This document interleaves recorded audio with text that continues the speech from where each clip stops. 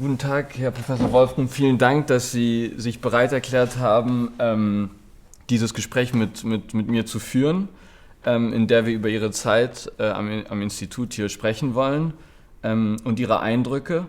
Und ich glaube, Sie haben irgendwie, Ihre Person ist besonders interessant vielleicht für diese Interviewreihe, weil Sie zwei Perspektiven vereinen, nämlich eine Perspektive von außen und eine Perspektive von innen sozusagen, weil Sie als erster externer Direktor des Instituts doch eben diese facettenreiche Perspektiven zu bieten haben. Was meine ich mit externem Direktor? Sie waren der erste Direktor, der gänzlich ohne vorherige Beziehungen zu dem Institut eben an dieses Institut gekommen sind. Und deswegen dachte ich, fangen wir doch mal gleich mit dieser Perspektive, mit Ihren Eindrücken von außen an, Ihren Eindrücken vor Ihrer Zeit hier als Direktor am Institut. Was war denn der Eindruck oder der Ruf des Instituts außerhalb, von außen? Was war Ihre Perspektive von außen? Ja, vielen Dank, Herr Winken. Vielen Dank, dass Sie mir diese Gelegenheit geben. Hat im Vorfeld dazu geführt, dass ich auch darüber ein bisschen nachgedacht habe. Ich hatte de facto keinerlei Beziehungen zu diesem Institut, war deswegen im Vorfeld überrascht, als ich zu einem Vortrag hier aufgefordert wurde über die Antarktis. Der Vortrag ist dann auch veröffentlicht worden. Ein Gebiet, was dieses Institut eigentlich nicht interessierte, aber mich sehr. Und ich habe diesen Vortrag gehalten, ohne zu wissen, dass das sozusagen die Frage war, ob ich hier ein Angebot als Direktor erhalten würde. Das hat mir auch danach niemand mehr gesagt. Ich erhielt dann das Angebot von der Generalverwaltung, von dem damaligen Präsidenten Zacher. In dem Moment war ich Teil des Präsidiums der Kieler Universität und war, ehrlich gesagt, überrascht. Ich habe das sehr hin und her überlegt, denn der Wechsel von einer Hochschulposition und einem Institut, einem großen Institut in Kiel nach Heidelberg, bedingt eine Reihe von sehr wichtigen persönlichen Entscheidungen, auch für meine Frau. Die war damals Richterin am Oberverwaltungsgericht in Schleswig. Die musste ihre Position dafür aufgeben. Eine Kompensation dafür gab es nicht. Und für mich war es der Wechsel von einem Hochschullehrer mit einem vollen Lehrdeputat, auch Richter am OVG, zu was das sehr viel stärker wissenschaftlich orientiert war, mit dem Nachteil weniger Studentenkontakte und weniger Praxiskontakte. Und damit sehen Sie schon den Unterschied. Vielleicht, ich bin an sich ein eher praktisch orientierter Jurist, deswegen auch mein ganzes Leben neben der wissenschaftlichen Tätigkeit auch ein Richter. Inwieweit diese Richtertätigkeit Einfluss auf meine Lehre hat, sehr groß, das liegt auf der Hand und das fiel für Kiel weg, für Heidelberg weg. Gut war, das war damals noch möglich, ich bin volles Mitglied der Fakultät geworden, das sind ja meine Nachfolger nicht geworden. Durch eine Änderung des baden-württembergischen Hochschulgesetzes, die nur zu bedauern ist. Da gibt es andere Lösungen, aber sie bedingen keine so vollständige Eingliederung, wie die ich hatte. Damit haben Sie schon die erste sozusagen Sollbruchstelle von jemand, der im akademischen Leben ist, beruflich orientiert ist, zu einer mehr rein wissenschaftlichen Forschung.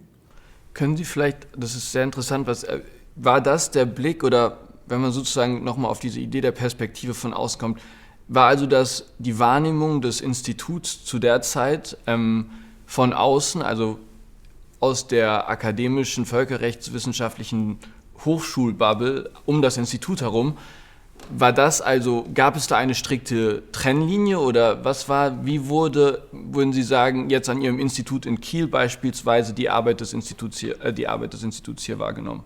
Die Arbeit des Instituts wurde in Kiel wahrgenommen, geschätzt, hochgeachtet, aber es wurde gesagt, wir machen es anders. Und das musste auch, denn die Kieler Kollegen waren eben alle in der Lehre vollständig eingebunden und teilweise auch Richter. Insofern war Heidelberg eine andere Welt. Die wurde bewundert, aber man wollte nicht unbedingt ihr nacheifern. Weil man den Kontakt zur Lehre und stärker behalten würde, oder? Ja, das, aber auch die Ressourcen von Heidelberg sind andere als die Ressourcen eines Kieler Instituts. Klar. Sie kennen das Budget hier wahrscheinlich. Ja, ungefähr. Ungefähr, sehen Sie.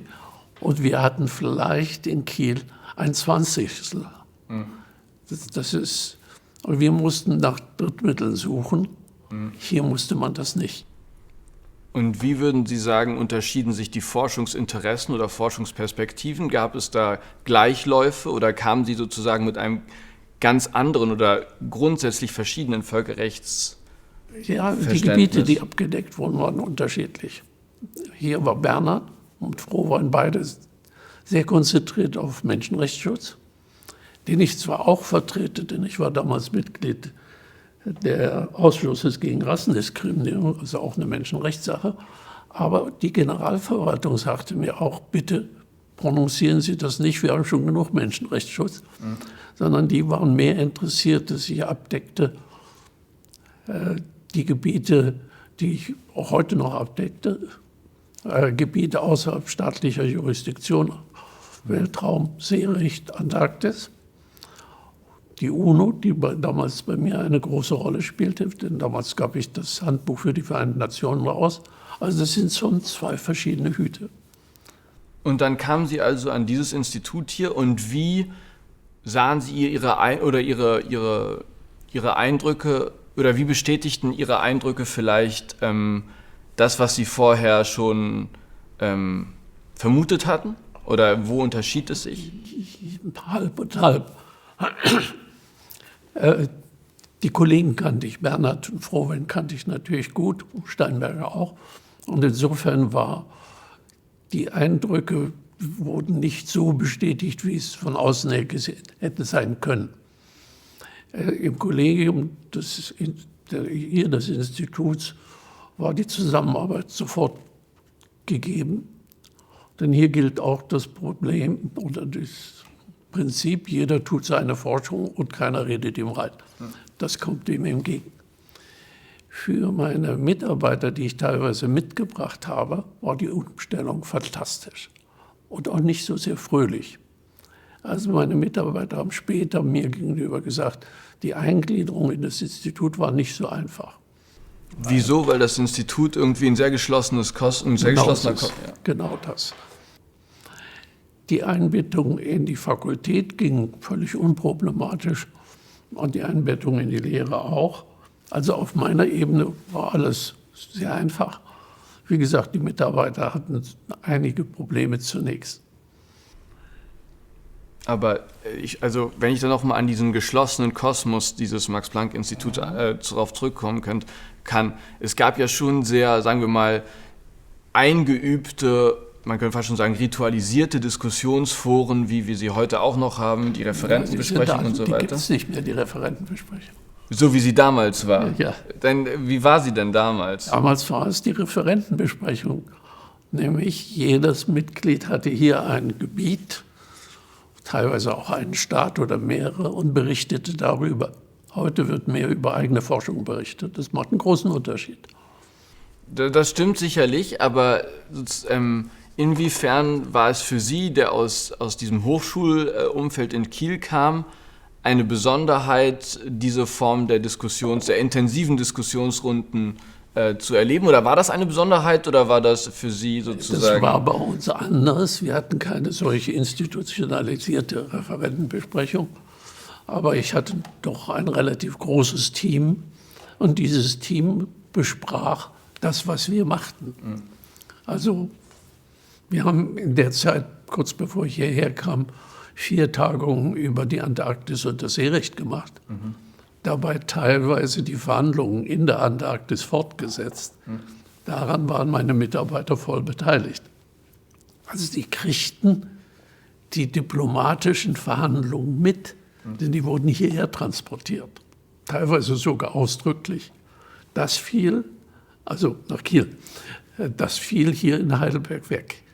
Die direkte Mitarbeit an diplomatischen Projekten. Wir haben damals gearbeitet, während ich in Kiel war, an Kramrat, der Konvention über die Nutzung der Bodenschätze der Antarktis, ein hochkomplexes System.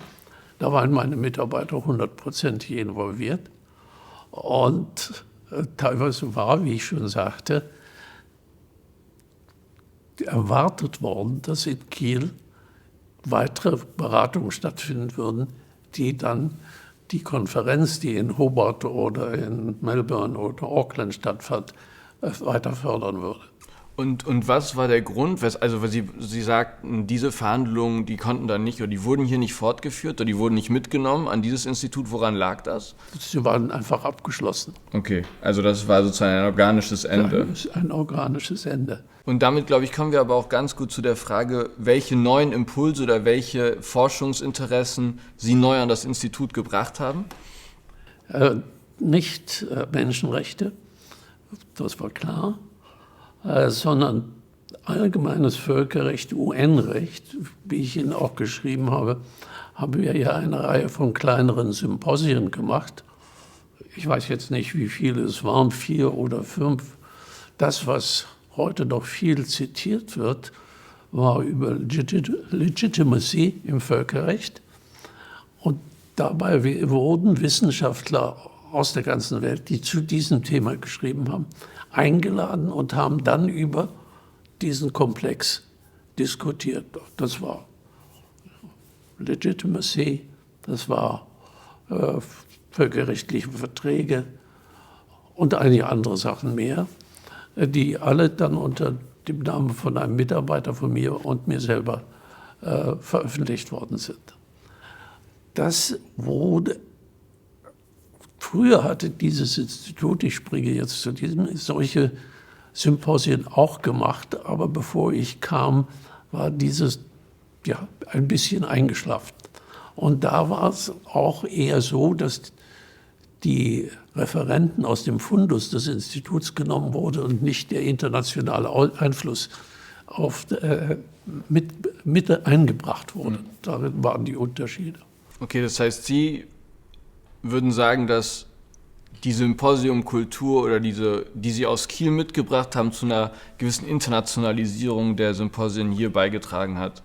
So scharf würde ich das nie formulieren, aber hat es sicher etwas beispielhaft beigetragen. Und ich glaube auch, das war einer der Gründe. Ich weiß nicht, ob Sie Herrn Frohmann interviewen werden, denn der hat mich ja immerhin vorgeschlagen.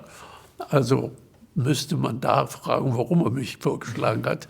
Denn es gab genug sehr gute Kollegen aus dem Institut, die diese Position auch gefüllt hätten.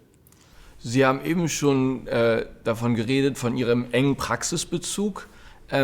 Inwiefern hat der sich dann in Ihrer Arbeit hier am Institut geäußert? Der hat sich anders geäußert als in Kiel.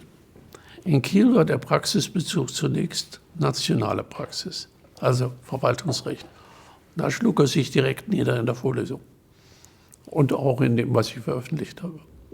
Hier ist der Praxisbezug hergestellt worden durch 2 Dinge. Erstens durch die Beratungstätigkeit in Afrika. Sie wissen, dass ich seit 2002 im Sudan engagiert bin. Und hier, das ist das Treffen, das dazu geführt hat, dass Südsudan und der Sudan sich getrennt haben. Und hier wurde ausgearbeitet die Verfassung des Sudans, die dann 20 Jahre gehalten hat. Die letzte Verfassung. Sie war nicht vollständig, aber fast vollständig. Vor allem wurden hier ausgearbeitet der Menschenrechtskatalog, der heute noch so, wie er damals verhandelt worden ist, bis auf eine Vorschrift gilt. Bis die sich hier trafen, haben die Leute vom Südsudan und zum Sudan, das SPLM, nicht miteinander gesprochen, nicht im selben Raum gewesen. Es ging ganz fürchterlich los. Sie wollten nicht mal im gleichen Hotel sein und nicht mal gemeinsam frühstücken. Das hat sich dann eingeschleift. Und das war die letzte Veranstaltung, nämlich ein Essen auf dem Schloss. Und nach diesem Essen, das war davor, sagten die beiden Heads of Delegation zu mir, sie haben uns sehr betreut.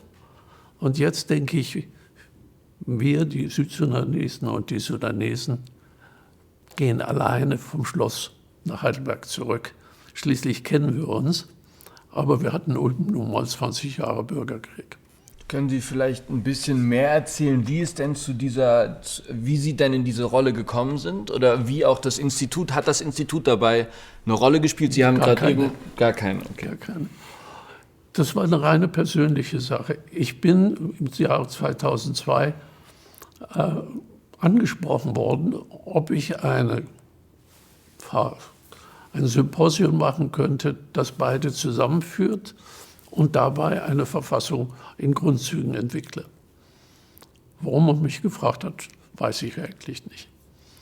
Ich war dann in Khartoum, habe dort mit den verschiedenen Personen gesprochen und die haben dem zugestimmt. Mit dem, der damals der Berater des Präsidenten war, Dr. Ghazi, habe ich heute noch Kontakt.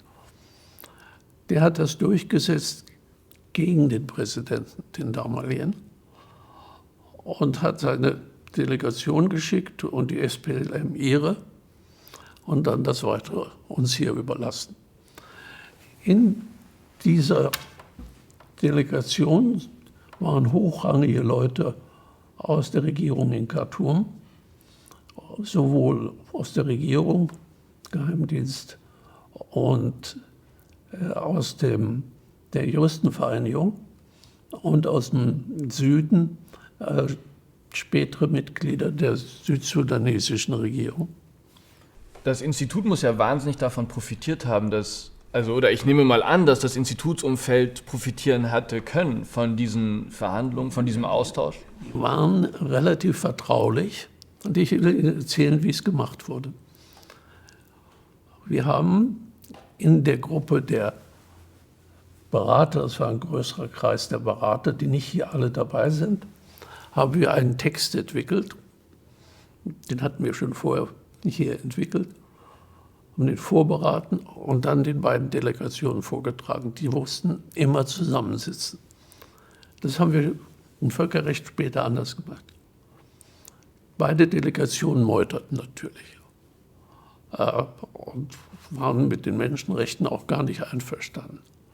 Und dann kamen Anmerkungen, was sie geändert haben wollten. Und alle meine Mitarbeiter saßen dabei. Das ging bis 6. Dann hatten wir eine halbe Stunde Beratung mit unseren Mitarbeitern oder ich mit meinen Mitarbeitern. Und dann haben die sich hingesetzt und den Text verändert entsprechend der Wünsche. Das haben sie so bis 2, 3 Uhr nachts machen müssen. Und am nächsten Morgen fingen wir wieder um 9 an und wurde der veränderte Entwurf vorgetragen. Danach, nach fast 3 Wochen, sahen meine Mitarbeiter und ich ein bisschen müde aus. Nehme ich an, ja, es hört sich sehr anstrengend an. Und wie wurde das von den anderen Institutsteilnehmern sozusagen, diese Arbeit begrüßt, interessiert, verfolgt? Oder? Okay. Das ist im Grunde genommen der Beginn dieser sehr praxisorientierten völkerrechtlichen Arbeit. Das ist eigentlich nicht nur Völkerrecht, sondern auch Staatsrecht, Rechtsvergleichung, aber mit viel Rekurs zum Völkerrecht. Und diese Art der Mediation mache ich heute noch im Augenblick im Libanon. Und Ihre Praxis, also dieser Praxisbezug, der äußerte sich dann sicherlich, wie Sie gesagt haben, auch in anderen Bereichen des Völkerrechts? Ja, da ging es dann aber sehr stark in das gerichtliche Verfahren. Da war der Seegerichtshof, Aufbau des Gerichtshofs. Ich war 21 Jahre Richter, das ist Praxis genug. Dabei auch Schiedsgerichtsbarkeit und Vermittlungstätigkeit und jetzt der IGH. Das ist das Praxisbein von mir. Ich erinnere mich an einer der ersten Veranstaltungen hier am Institut, denen ich beiwohnen durfte. Das waren die Feierlichkeiten zu ihrem 80. Geburtstag. Und ich war relativ jung, sozusagen 2000, was heißt jung?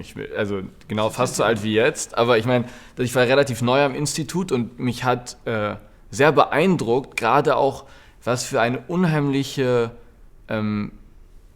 Menge an Leuten im Seerecht oder an Rang und Namen aus dem Seerecht da war. Und jetzt stellt sich mir die Frage, hat das Institut da irgendwie beitragen können zu Ja, sehr, sehr stark.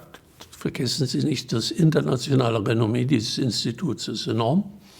Hat sich noch durch die Enzyklopädie, das war das Gegenstück der wissenschaftlichen Arbeit, sehr gesteigert.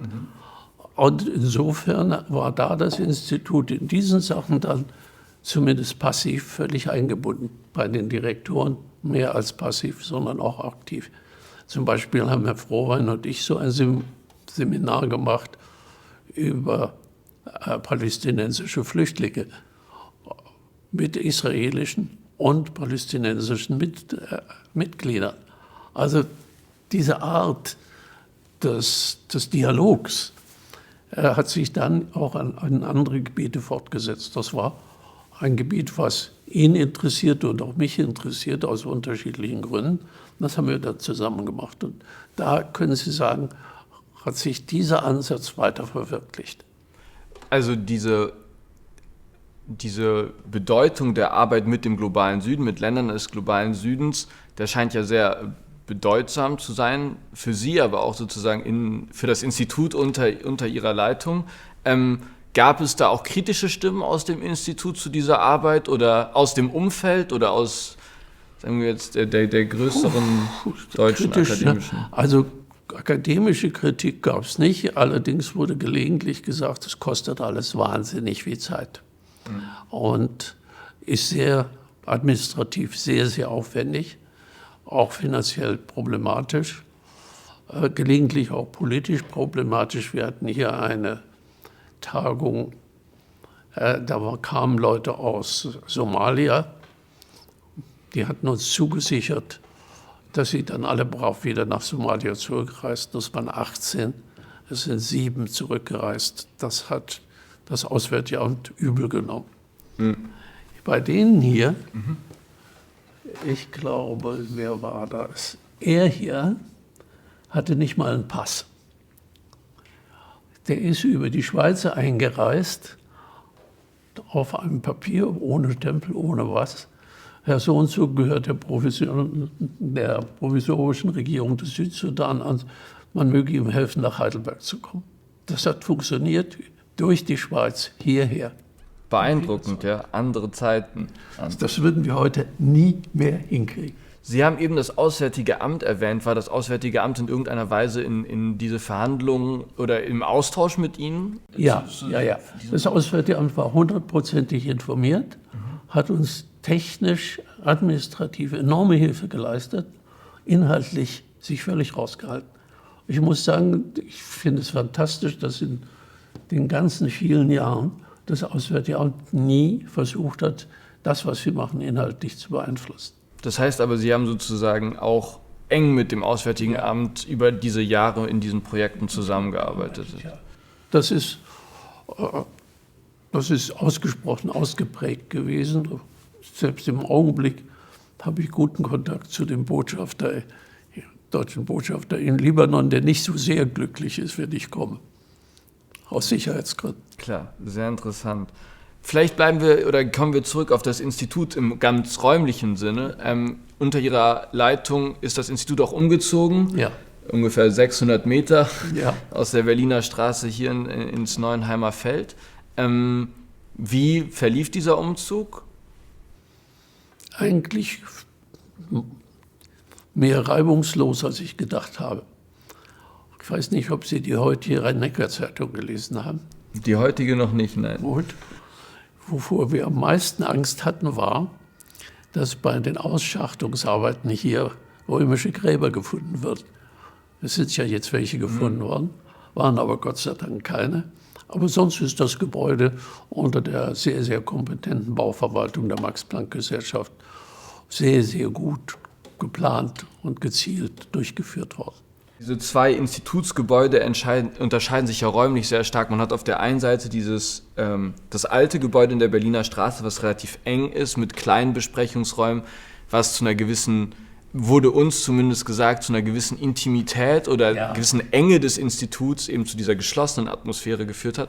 Und dann kam man hier in dieses neue Institut mit der weiten Rotunde. Das muss ja ein ganz anderes Flair gewesen sein. Nun war ich in dem alten Institut nicht so viel zu Hause. Ich hatte zwar erstmals mein Zimmer dort, aber sicher ist dieses hier sehr viel großzügiger. Repräsentativer vielleicht auch, ja. Auch das, nicht so gerade mein Plädoyer, aber es fehlte auch die Intimität. Bitte bedenken Sie, die Gruppe der Nachwuchswissenschaftler, die im alten Institut groß geworden sind, hängen heute noch enger zusammen als die hier in dem Institut groß geworden sind. Das ist ganz wesentlich gewesen. Und ob man wirklich sagen muss, das neue Institutsgebäude ist besser für die Forschung, möglicherweise ja oder wahrscheinlich ja, und auch die Bibliothek ist besser zugänglich, viel zu besser zu. Aber diese Kollegialität, fragen Sie mal Herr Klein oder Herrn Nolte oder Herr Bote, leider ist er krank, aber wie stark die das Zusammengehörigkeitsgefühl entwickelt haben, das konnte nur im alten Institut entwickelt werden und ist nach meinem Gefühl hier nicht so intensiv entwickelt worden. Dabei, wenn man sich die architektonischen Pläne dieses neuen Instituts anguckt, dann war ja die Idee, man hat die offene Bibliothek auf der einen Seite und die etwas, sagen wir mal, den geschlossenen Wissenschaftstrakt sozusagen mit den kleinen Büros auf der anderen Seite. Aber das hat nicht sozusagen ein ähnliches Gefühl. Ich würde sagen nicht, aber ich muss ehrlich sagen, fragen Sie Frau Wönicki, Herrn Stolle oder Herrn Röben, wie die das sehen. Die würden Ihnen das besser beantworten können als ich. Ja, klar, natürlich. Das ist wahrscheinlich richtig. Aber sozusagen, hatten diese repräsentativen Räume dann aber vielleicht irgendwie andere Vorteile, gerade wenn Sie sagen, bei diesen Verhandlungen... Das hätten wir in dem alten Institut, warten Sie mal, 2002...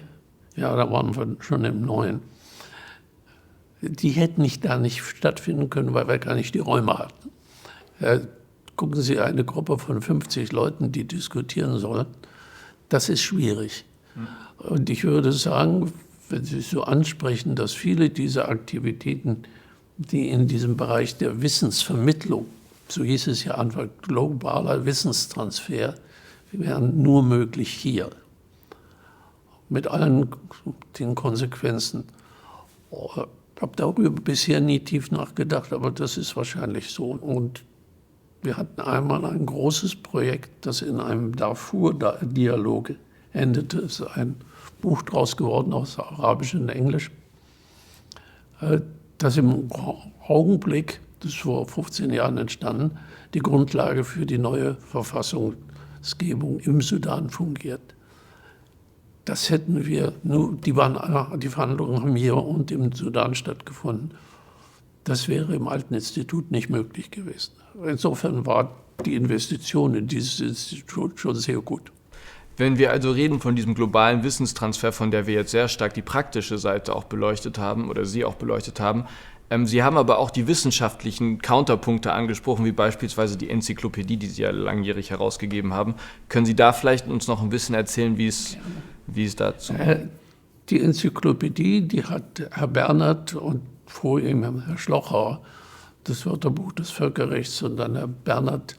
Und das ist dann neu bearbeitet worden und mit Hilfe von Oxford University Press ein ganz anderes Konstrukt geworden, auch in der Art der Darstellung des wissenschaftlichen Anspruchs und so weiter. Was Sie nicht wissen können, es gibt noch eine weitere Enzyklopädie, die über Verfassungsvergleichung, die auch die noch von mir mit einigen anderen zusammen betrieben wird. Die gibt es auch bei Oxford. Und da kommen diese entwicklungspolitischen Dinge, vor allem die verfassungsrechtlichen Dinge, die nicht Völkerrecht, sondern Verfassungsrecht sind, stärker zum Ausdruck. Dies wären ohne den Hintergrund der praktischen Arbeit gar nicht möglich. Auf der anderen Seite, nur mit der kann man die praktische Arbeit machen. Herr Grote sitzt jetzt an einer Monographie zu diesem Punkt. Sehr interessant. Jetzt können Sie nicht nur die Perspektive von außen und von innen beleuchten, sondern Sie können auch die Perspektive sozusagen eines ehemaligen, aber immer noch sehr aktiven Direktors uns aufzeigen und uns Ihre Eindrücke schildern, wie Sie das Institut, die Entwicklung des Instituts seit Ihrer Emeritierung, vielen Dank, beschreiben. Sehen Sie in gewisser Weise bestimmte Aspekte Ihrer Forschung oder Ihrer Impulse noch weiterleben im Institut? Wir redeten gerade so institutionell, wahrscheinlich ist ja ein ganz starker Punkt, dass die Enzyklopädie sozusagen weitergeführt wird. Aber das ist der Hauptpunkt. Hier müssen Sie einen Punkt einbeziehen in Ihre Frage, dass es der Grundsatz der Max-Planck-Gesellschaft ist, jeder Direktor bestimmt während seiner Amtszeit sein Forschungsgebiet. Man ist nicht verpflichtet, irgendwas weiterzumachen. In Jura, im Völkerrecht sieht man das nicht so radikal, also faktisch. Aber gucken Sie mal, das Kunsthistorische Institut in Florenz war vorher vor allem mit Siena beschäftigt und heute tut es was ganz anderes. Also der Herr von Bogdandy und auch Frau Anne Peters haben eine andere Forschungsvision. Wie die FAZ schrieb, Herr von Bogdandy ist mehr ein Vertreter der Forschung am Recht als Abstraktum. Das ist, wenn Sie praxisorientiert sind, nicht so sehr der Fall. Beides muss irgendwie vorhanden sein, beides ergänzt sich. Und auch Frau Peters deckt andere Fragen ab, als ich abgedeckt habe. Und das ist gut und richtig so. Aber beispielsweise könnte man doch auch inhaltliche, zumindest wenn nicht Kontinuitäten, dann auch doch irgendwie Fortentwicklung oder Weiterentwicklung oder Weiterbeschäftigung, wenn wir jetzt ans internationale Umweltrecht denken beispielsweise. Ja, gut, das ist natürlich weiterentwickelt worden, liegt auch bei Frau Peters. Natürlich ist auch die Referentenbesprechung verändert worden, klar. Wir haben außerdem heutzutage andere Probleme im Völkerrecht, und leider neuerdings auch wieder alte. Denn dass wir einen Krieg in Europa haben würden, hatten wir alle nie so uns vorgestellt. Also es ist, was wichtig ist, wir können heute auf Internet zurückgreifen. Die Massenmedien spielen eine größere Rolle. Das Institut hat das sehr genau und sehr gut aufgegriffen. Also, kann ich da vielleicht kurz einhaken, dieser Wandel auch der Art und Weise, wie man wissenschaftlich arbeitet. Ja? Also wenn man mit dem ehemaligen Bibliotheksdirektor Herr Schwietzke redet, dann schwärmt der von der Kartei der Bibliothek und wie das Herz des Instituts war. Und nun sitzen wir in Zeiten des Internets und keiner braucht mehr diese Karteien. Wie stark haben Sie das Gefühl, hat diese Veränderung auch die Arbeitsweise am Institut verändert? Oder? Ja, definitiv. Sehr berechtigt, das zu erwähnen, Herr Schwietzke schwärmt noch von den Karteien und ich habe sie auch viel benutzt, das gebe ich zu. Aber heute geht man da anders ran. Also wenn Sie heute Forschung machen im Völkerrecht, gehen Sie am besten in den OPAC, klicken Ihre Suchworte an und schauen, was es gibt. Das ist über Karteien nicht möglich. Die Aussagekraft der Bibliothek heute hat sich immens vergrößert, faktisch. Die Informationen waren auch früher da, aber nicht ohne weiteres auffindbar. Also ich würde heute sagen, ist die Lage deutlich besser. Nehmen wir mal das Beispiel der UNO in dem Bereich. Ich habe ja das Handbuch Vereinte Nationen gemacht. Früher haben wir uns das mühsam zusammengesucht. Heute kann ich eine sogar eine Generalversammlungsresolution anklicken und die erscheint dann im Text. Und auch eine von 1948. Das hatten wir früher nicht. Und hat das sozusagen das wissenschaftliche Miteinander verändert? Also wurde sich früher mehr, sagen wir mal, getroffen und in der Bibliothek, an der Bibliothek getroffen und darüber... Nein, ich glaube, so ist es nicht.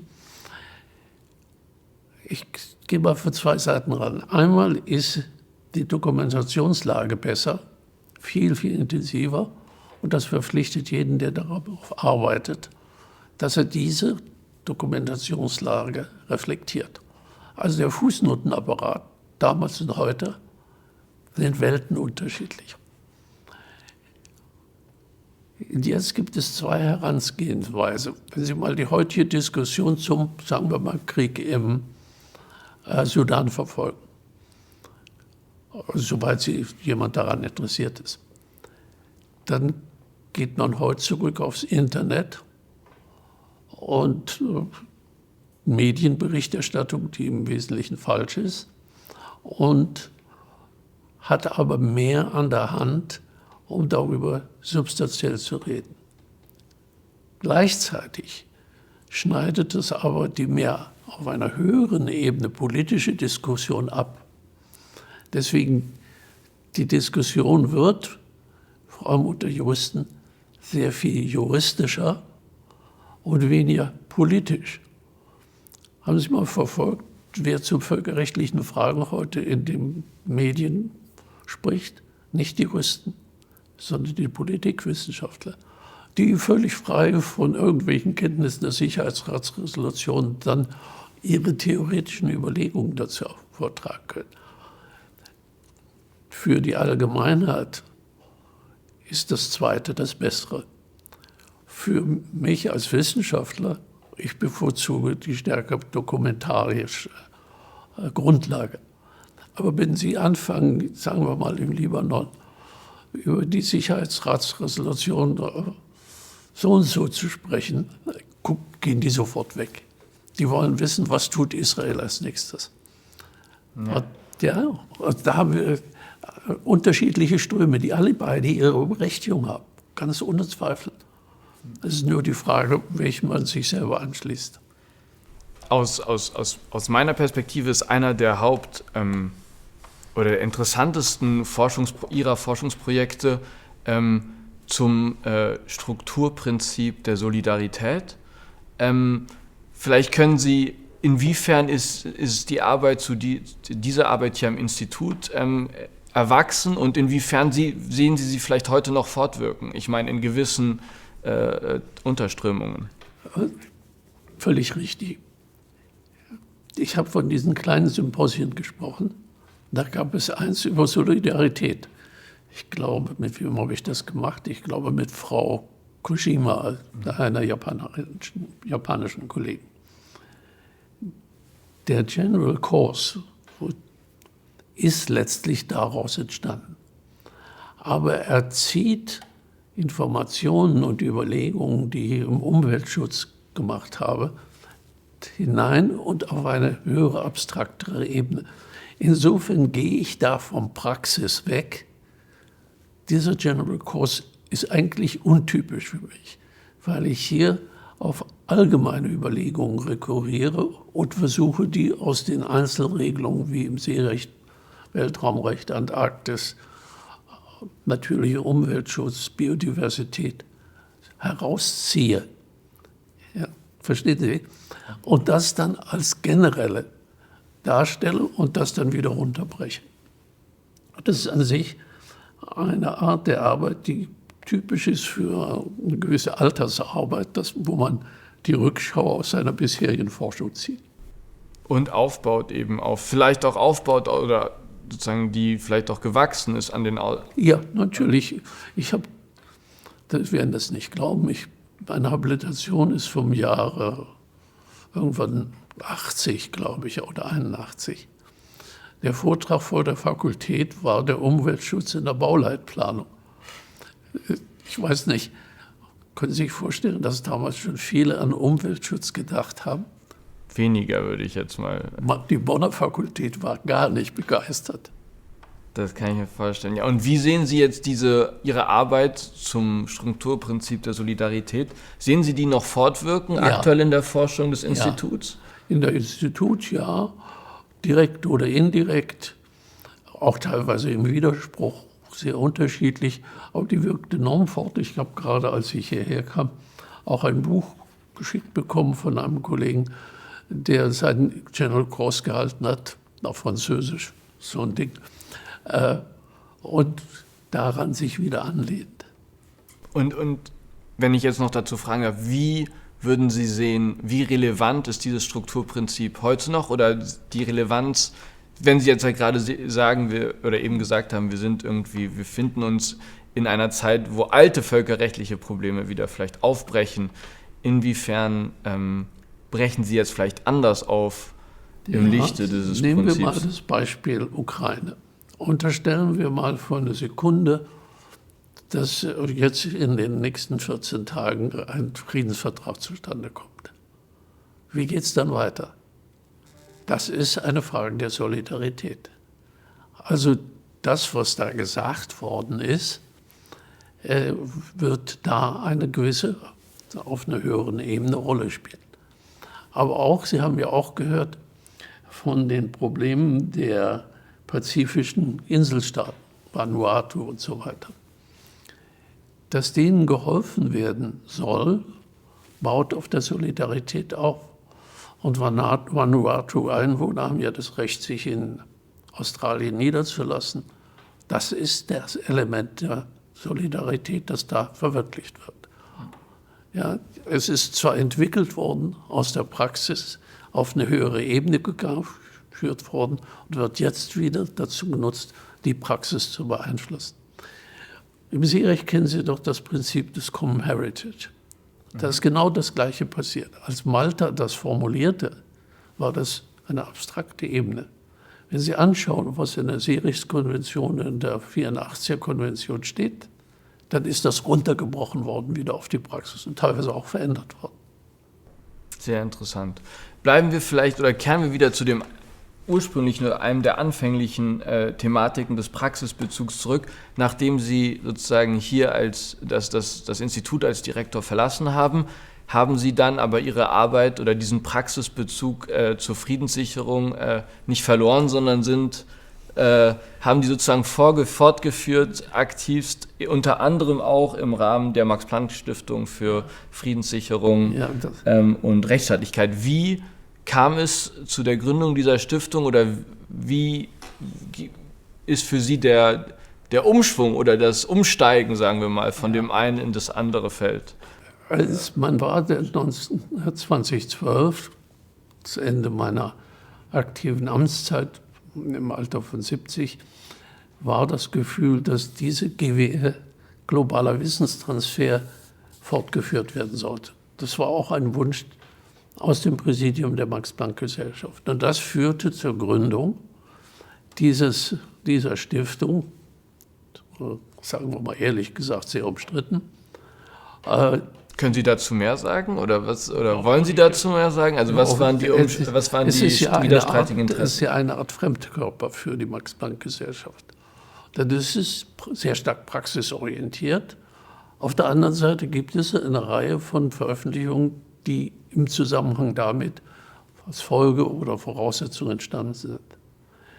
Aber wenn Sie im Afghanistan oder wie Röder war der Zuständige für Afghanistan und Herr Gruß für den Sudan, wenn Sie da sind, interessieren Sie abstrakte Erwägungen gar nicht. Jede juristische Anwendung basiert auf einem kulturellen Hintergrund. Und wenn Sie sagen, wenn wir Verfassungen schreiben, wer ist dann das Wir, wenn jetzt Ihre Stiftung beispielsweise da involviert ist? Ja, wir machen das folgendermaßen, so ähnlich wie wir das bei dem Vertrag gemacht haben, das war die Verfassung.